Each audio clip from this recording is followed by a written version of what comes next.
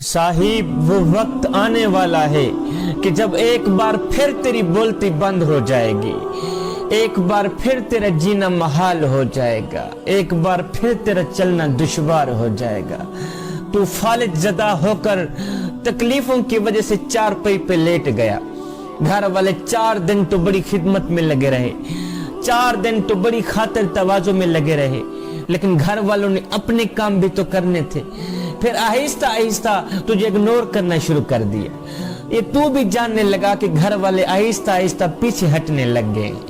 फिर एक ऐसा वक्त भी तेरे ऊपर आया कि तेरी चारपाई को अंदर से उठाकर बाहर बरामदे में रख दिया गया कि बुढ़ा खांसता है कोरोना फैलता है, बुढ़ा खांसता है जरासीमें फैलती हैं, बीमारियां फैलती हैं। अब सुबह शाम नौकर तुझे रोटी देने लगा। शाम को बेटा दफ्तर से वापस आता है, एक लम्हे के लिए तेरे पास रुकता है, फिर अंदर अपने बेडरूम में चला जाता है। हाय, तू अपने बेटे की सूरत देखने को तरसता रहता है, तू अपने बेटे की शक्ल देखने को तरसता रहता है। दिल में कहता है ओ नादान, तेरे पेट के लिए मैंने हलाल और हराम की तमीज भी ना की, हलाल और हराम की तमीज किए बगैर कमाता रहा, तुझे खिलाता रहा। मैंने अपनी आखिरत को बर्बाद की, आखिरत की फिक्र ना की। तेरे पेट के लिए मैंने सब कुछ कर डाला, दिन रात मेहनत मजदूरी करके आज मैंने तुझे जवान किया। और नादान, 1 घंटा बूढ़े बाप के साथ बैठ के उसका हाल भी नहीं पूछ सकता कि मैं किस तरह की जिंदगी जी रहा हूं, किस तरह का वक्त गुजर रहा है मेरा। हाय, तू अपने बेटे की शक्ल देखने को तरसता रहता है, बेटे की सूरत देखने को तरसता रहता है। फिर तेरे ऊपर ऐसी ऐसी बीमारियों के हमले हुए, ऐसी ऐसी तकलीफों के हमले हुए कि आज घर वाले नाक पे कपड़ा रख के तुझे उठाते हैं, तुझे बिठाते हैं। नाक पे कपड़ा रख के, मास्क रख के तुझे उठाते हैं, बिठाते हैं, खिलाते हैं कि कहीं कोरोना ना फैली हुई हो और बाबे को कहीं कोरोना ना लगी हुई हो, कहीं जरासीम ना लगे हुए हो। नाक पे कपड़ा रख के तुझे खिला रहे हैं, तुझे पिला रहे हैं। औलाद के नाक पे कपड़ा रखा देखकर तू अंदर से चीखता रहा, चिल्लाता रहा कि मेरी औलाद अब मुझसे इतनी नफरत करने लग गई है कि अब मास्क पहनकर मेरे साथ बैठते हैं, मास्क पहनकर मुझे उठाते हैं, बिठाते हैं। हाय, आज तेरी जिंदगी अजीरन बन गई है, आज तेरी जिंदगी अजाब बन गई है। अब तो औलाद भी इतनी नफरत कर रही है कि नाक पे कपड़ा रख के मुझे उठाती है, बिठाती है, खिलाती है। उधर से बड़ा भाई कहता है बहनों को, बहनों दुआ करो अल्लाह बाबे को पर्दा ही दे दे, अल्लाह बाबे को मौत ही दे दे, बाकी नहीं बाबा इस अजाब से तो बच जाए। जब बेटे के मुंह से मौत की दुआ निकली तूने सुनी तो एकदम तेरे अंदर से चीख निकली कि अब तो सगी औलाद भी मेरी मौत मांगने लग गई है, अब सगी औलाद भी पर्दा मांगने लग गई। आज तेरी जिंदगी अजीरन बन गई है, आज तेरी जिंदगी अजाब बन गई है। जब तू अपनी जिंदगी से तंग आया फिर तूने कहा डॉक्टर लगा मुझे जहर का टीका कि अल्लाह मुझे मौत ही दे दे। अब मेरा अल्लाह फरमाता है बंदे बता तो सही, अगर हम तुझे उस वक्त मौत भी ना देते तू कहां जाता। इस वक्त तेरी सगी औलाद तेरे लिए मौत मांग रही थी, तू जिंदगी से तंग आ गया था, तेरी जिंदगी तेरे लिए अजीरन बन गई थी। बंदे बता तो सही, हम तुझे उस वक्त मौत भी ना देते तू कहां जाता।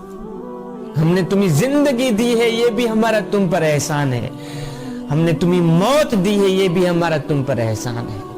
फिर फरमाया शुक्र कर, हमने तुझे मौत अता कर दी, मौत के बाद हमने तुझे कब्र जैसे खूबसूरत मकान दिया। और कुत्ता भी तो मर जाता है, घसीट की रूढ़ी पे डाल दिया जाता, बकरी भी तो मरी थी, घसीट की रूढ़ी पे डाल दी। अगर तुझे भी रूढ़ी पे डाल दिया जाता तो क्या था, लेकिन फरमाया ना ना, ये मेरा शाहकार है, पहले इसे गुस्ल दो, फिर इसको चिट्टा लिबास पहना दो। मेरे शाहकार ने सारी जिंदगी चिट्टा सूट नहीं पहन देखा, میرے شاہکار نے ساری زندگی لٹھے کا لباس نہیں پہن دیکھا، آج اس کو لٹھے کا لباس پہنا دو، اور ہاں جگہ جگہ پر خوشبو بھی لگا دینا۔ آج دشمن بھی تیرا منہ دیکھنے آ رہا ہے، آج زمانہ تیرا منہ دیکھنے آ رہا ہے۔ ایک دیکھ کے جاتا ہے، دوسرا آتا ہے، باری لگی ہوئی ہے۔ ایک زیارت کر کے جاتا ہے تیرے چہرے کی، دوسرا آ جاتا ہے۔ او ایمان سے بتا، کیا یہ تیرا کالا منہ دکھنے کے قابل ہے؟ پھر فرمایا اسے اٹھاؤ، قبرستان کی طرف لے چلو۔ تیرا پروٹوکول اتنا ہے، فرمایا اس کو ایک بندہ بھی نہیں 4 بندے اٹھائیں، اور ہاں کندھا بھی بدلتے رہنا۔ آہستہ آہستہ میرے شاہکار کو لے کے جانا، کہیں میرے شاہکار کو دھکا بھی نہ لگ جائے، کہیں چوٹ بھی نہ لگ جائے۔ آج تو دلہا بنا ہوا ہے، زمانہ تیری بارات بنی ہوئی ہے۔ تیرا پروٹوکول اتنا ہے کہ آج امام کعبہ بھی آ جائے، وہ بھی پیچھے ہے، تیری لاش آگے ہے۔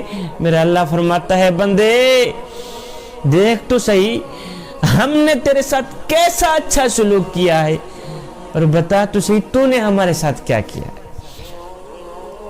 تو نے تو ساری زندگی ہمیں ایک سجدہ کرنا بھی گوارا نہ کیا۔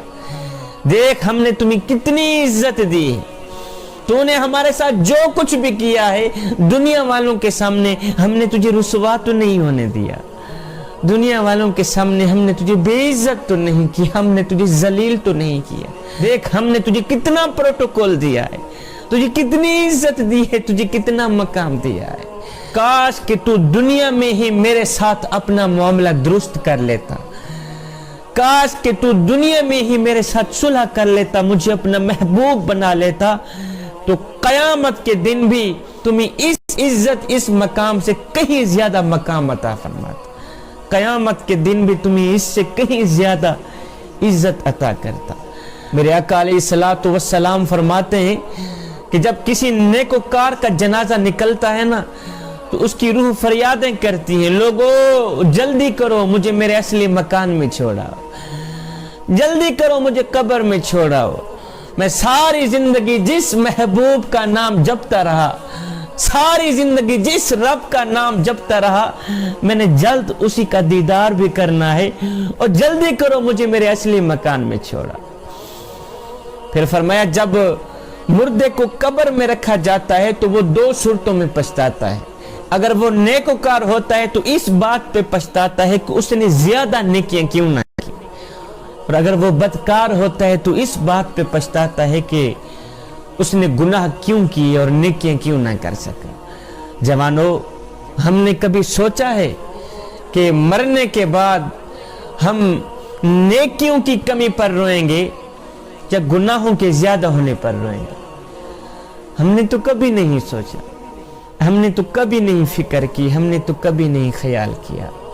جوانو، یہ زندگی کے لمحے تمہارے لیے غنیمت ہیں، انہیں لمحوں میں کچھ کر لو، انہیں لمحوں میں اپنا مستقبل اچھا بنا لو، آنے والا جو وقت ہے نا وہ اچھا بنا لو، انہیں لمحوں میں خدا کے ساتھ اپنا معاملہ درست کر لو، معلوم نہیں پھر فرصت ملے نہ ملے۔ کسی بزرگ سے پوچھا گیا، بابا جی عبادت کے لیے بہترین دن کون سا ہے؟ عبادت کے لیے بہترین دن کون سا ہے؟ تو بزرگ نے کہا، بیٹا موت سے 1 دن پہلے۔ پوچھنے والے نے کہا، بابا جی موت کے دن کا تو ہمیں پتہ ہی نہیں کہ کب موت آئے گی۔ یہ سن کر بابا جی نے کہا، بیٹا اگر موت کے دن کا پتہ نہیں تو پھر زندگی کے ہر دن کو آخری دن سمجھا۔